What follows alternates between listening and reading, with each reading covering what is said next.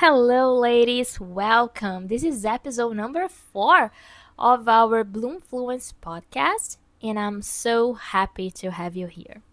Today, I'm going to tell you a story about a band from Ireland, a guy from Canada, and the English that was already there. This week, if you follow me on Instagram, you may have seen that I posted a few stories singing songs by The Script, the Irish band.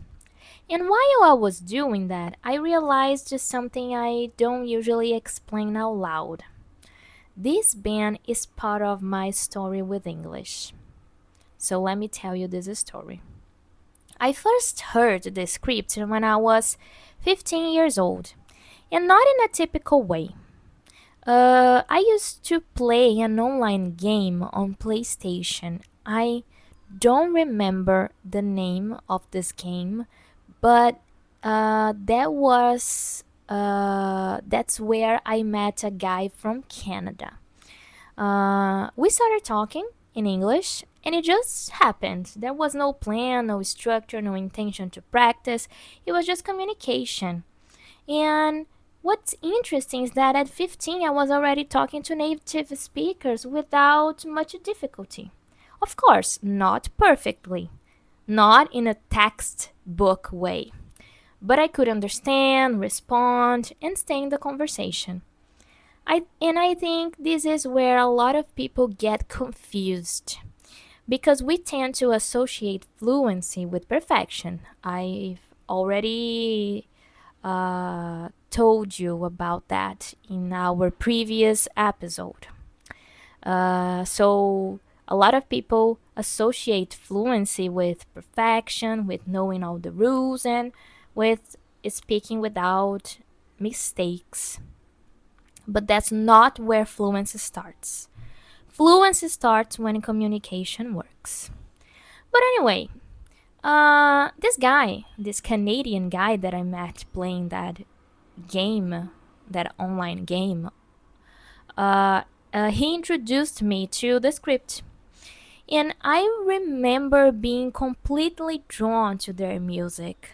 Not just because of how it sounded, but because of how it felt. All their songs, they tell stories, they are emotional, and they don't follow those very predictable patterns like those common rhymes or anything. And without realizing it, I started engaging with English in a completely different way. I would listen over and over again, I would sing along, I would repeat parts without even thinking about it, and then when I didn't understand everything, I understood enough. But more importantly, I cared. And this is where I think something really important happens. A lot of people try to learn English only through logic. What I mean is, they focus on rules, structure, correctness, which is important, of course, don't get me wrong. But language doesn't work only on that level. It also goes through emotion. Did you know that? Have you ever thought about that? And this is something we actually see in second language acquisition studies. There's a concept called the affective filter, proposed by Stephen Krashen. I think this is how his last name is pronounced. Sorry if I'm mispronouncing it. Anyway, the idea is very simple.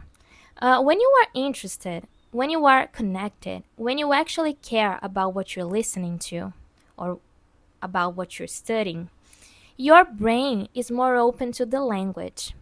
But when you're anxious, overthinking, or trying to get everything right, that openness disappears.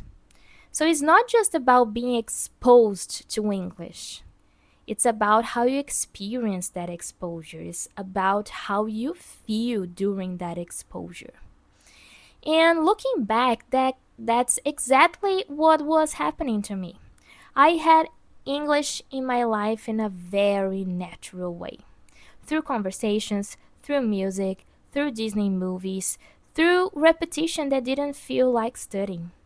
And that created a foundation that no grammar exercise alone could ever build. And this is something I see all the time today.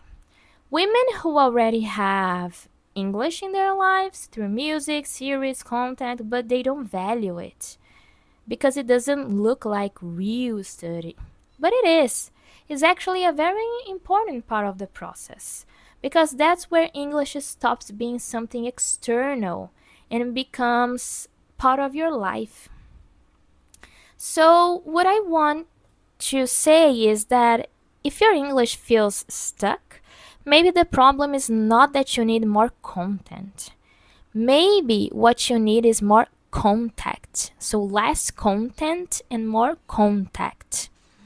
More space for the language to exist in your life in a way that feels real. Because fluency is not built through study only. It's built through connection, repetition, and of course, meaning, and like we discussed today, emotions, good emotions, of course. Alright, ladies, I hope you enjoy my story. I hope you listen to the script. It's a very nice band. And you can practice your English too if that makes sense to you. So, thanks for listening to our 4th episode. Don't forget to follow this podcast here on Spotify or subscribe to our channel on YouTube. And that's all for today. See you next episode. Bye bye.